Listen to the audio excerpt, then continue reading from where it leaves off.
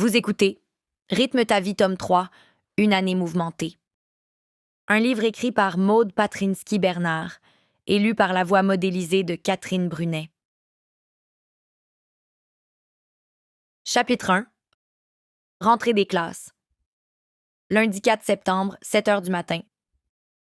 C'est la rentrée à l'Académie de danse de Montréal. Nina est surexcitée et ne tient pas en place. Elle n'a qu'une idée en tête, partir vite de la maison pour retrouver Zoé et Pedro. Ses vacances étaient tout droit sorties d'un rêve, mais ses amis lui ont manqué, tout comme l'atmosphère si spéciale qui règne dans son école. « Tu vas arrêter de t'agiter comme un verre ?» lui lance Lucas durant le déjeuner. « Désolé, papa, mais on peut accélérer. Je n'ai pas faim. » « Oui, on sait, tu veux y aller, mais si on part maintenant, tu vas te retrouver devant des portes fermées.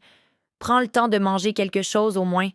Tu vas voir, ça passera plus vite. » Nina a très bien compris qu'elle doit prendre son mal en patience. Elle pousse un léger grognement de mécontentement, croise les bras et cesse de parler en observant ses parents. « Ça va? Arrête de nous fixer avec tes yeux noirs. C'est bon, tu as gagné, va mettre tes chaussures. On y va. On marchera lentement, c'est tout, » capitule Paul en regardant Lucas.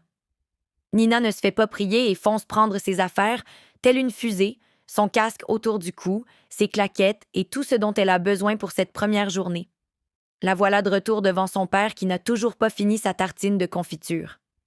« On y va? C'est bon? Tu le fais exprès, c'est ça? » enchaîne Nina en voyant qu'il agit avec nonchalance. « Tu vas te calmer, jeune fille, » lui répond-il en essayant d'avoir l'air sérieux. Les deux disent au revoir à Lucas avant de filer en douce. Durant le trajet, Nina avance tellement vite que son père a l'impression de courir un marathon. Sans surprise, ils arrivent rapidement devant l'école dont les portes sont encore fermées. « Tu vois, il est bien trop tôt. Maintenant, on doit attendre alors qu'on aurait pu profiter d'un moment en famille, » lui explique Paul en espérant que cela remette les idées de Nina en place. Alors que Nina est sur le point de lui dire les paroles les plus difficiles à formuler pour une préado, « Tu as raison », elle aperçoit Pedro au loin qui arrive sur le trottoir d'en face. Son cœur ne fait qu'un bond et en croisant son regard, ce dernier lui lance un sourire digne des plus beaux films hollywoodiens. « C'est correct, papa, tu peux partir, mon ami est là. Vite, vas-y, il n'a pas besoin de te voir, » lui lance-t-elle en le poussant par les épaules. « Et mon bisou? Et mon câlin? » dit-il en faisant exprès de traîner pour mettre mal à l'aise sa fille chérie. « Papa, arrête, c'est bon, va-t'en! » « Où est passé mon bébé? » ajoute-t-il en la regardant dans les yeux après s'être placé devant elle. « Il a grandi. Maintenant, rentre à la maison, s'il te plaît, » le supplie Nina en remarquant que Pedro se rapproche. Son père cesse de la torturer et la laisse retrouver son ami. « Salut, Nina !» s'exclame Pedro en lui faisant un signe de la main. « Bonjour, Pedro. Comment vas-tu? Comment se sont passées tes vacances? J'ai vu Zoé avant le concours et elle m'a fait écouter ton morceau de musique. Il est génial. Tu as dû travailler fort, » dit Nina, qui ne semble pas pouvoir s'arrêter de parler, ce qui fait sourire Pedro à qui elle a beaucoup manqué. « Ça va bien. C'était assez tranquille de mon côté, pour ne pas dire ennuyeux à mourir. Mais j'ai cru comprendre que pour toi c'était assez cool, » lance-t-il nonchalamment. « Oh, la musique, c'est 3 fois rien. Je suis content qu'elle l'ait aimée et qu'elle s'en soit servie, » ajoute-t-il. « Salut les amis, vous êtes déjà là !» s'écrie Zoé qui sort de la voiture de ses parents. Elle s'élance vers Nina qu'elle prend dans ses bras. « Bonjour Zoé », dit Pedro qui se sent invisible l'espace d'une seconde. « Salut », répond-elle en lui faisant un câlin à son tour. « De quoi discutiez-vous? »« Des vacances », lance Nina. « Alors ce concours? Tu as tout remporté? Comment les juges ont réagi à ton morceau? » demande Pedro. Il soutient Zoé depuis son inscription et souhaite savoir comment ça s'est passé. « Ne m'en parle pas. Je stresse, c'est le silence radio. Ça fait 1 semaine déjà, le temps semble ne plus vouloir s'écouler. Les jurys n'ont pas fait de remarques, je n'ai aucune idée de ce qu'ils ont pensé de ta musique ou de ma chorégraphie. Je suis dans le flou total, je ne sais pas quand j'aurai une réponse. » À force de parler, le trio n'a pas vu les minutes passer et plusieurs autres élèves sont arrivés. Bientôt, les portes s'ouvrent. Nina, Zoé et Pedro entrent dans l'école et s'avancent. Cette année, Nina n'est pas seule pour la rentrée. Ils se dirigent tous ensemble jusqu'à l'amphithéâtre où M. Jones s'apprête à prononcer son discours annuel.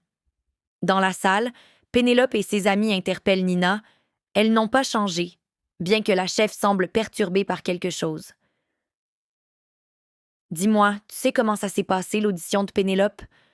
Je ne me rappelle pas l'avoir vue quand on y était, » demande Nina à Zoé. « Aucune idée, mais si elle a réussi, elle va être encore plus insupportable qu'avant. » Avant que la répartition des classes s'effectue, M. Jones fait une annonce. Cette année, la professeure Nora est remplacée. Elle attend un heureux événement et c'est une personne exceptionnelle qui va vous former. Je vous demande un tonnerre d'applaudissements pour Joe Hall, dit-il en lui indiquant de le rejoindre. Il a fait partie d'une des plus grandes troupes américaines de jazz et de classique. J'ai eu l'honneur de danser à ses côtés il y a quelques années, et je peux vous assurer qu'il est unique. Le privilège de l'avoir comme professeur revient au groupe de dernière année. J'ai confiance en vous pour lui montrer tout ce que vous avez appris et ce dont vous êtes capable. Vous ne pouviez pas rêver mieux avant de prendre votre envol vers de nouveaux horizons.